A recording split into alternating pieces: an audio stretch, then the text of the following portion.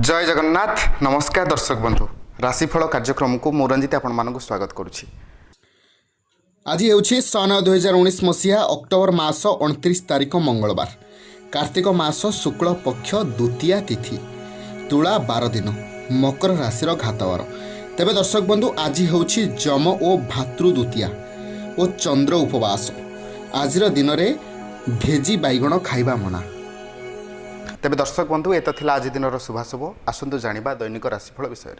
राशि चक्रर प्रथम राशि मेष राशि। आर्थिक दिग भल रहिबो, स्वास्थ्य प्रति सचेतन रुहंतु, व्यक्तिगत जीवन भल रहिबो, पारिवारिक जीवन शांति रे कटिबो, दूर स्थान को भ्रमण जोग रहिछि। प्रतिकार स्वरूप माँ विरजा को उपासना करंतु, दिनटी आपणकर भलरे कटिबो।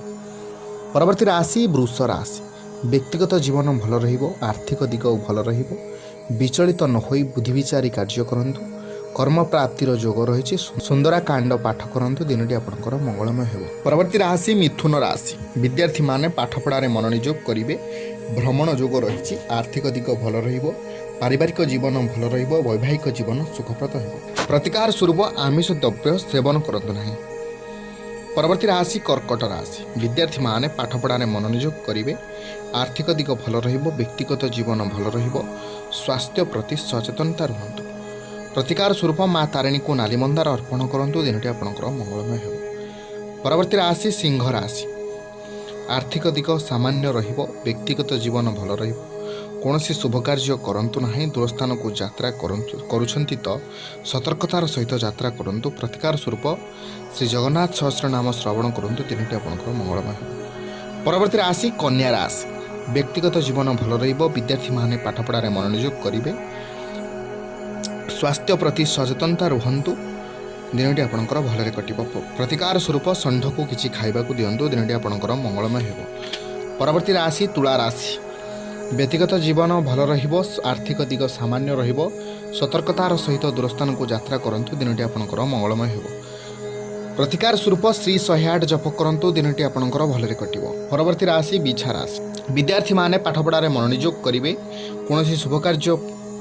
कौनसी शुभ खबर पाई आनंदित रहिबे, व्यक्तिगत जीवन भल रहिबो, वैवाहिक जीवन शांति रे कटिबो, पारिवारिक शांति आदिर जोग रही। प्रतिकार स्वरूप हनुमान चालीसा पाठ करंतु, दिनटी आपणकर मंगलमय हेबो।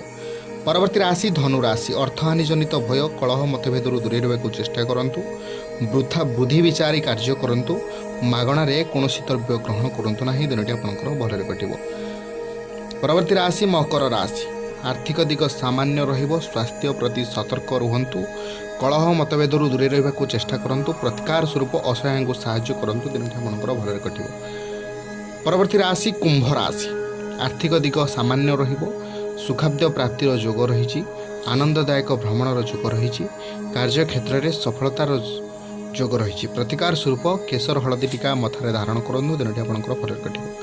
राशि चक्रर अंतिम राशि मीन राशि। आर्थिक दिग सामान्य रहिबो, स्वास्थ्य प्रति सतर्कता अवलंबन करंतु, पारिवारिक जीवन सामान्य रहिबो, परिवार रे कलह मतभेदरू दूरे रहबाकू चेष्टा करंतु। प्रतिकार स्वरूप दरिद्र नारायण को साहाय्य करंतु, दिनटी आपणकर मंगलमय हेबो। तेबे दर्शक बंधु एत थिला आज दिन राशिफल। आज दिनटी आपणक पई मंगलमय हेउ। रहुछि नमस्कार।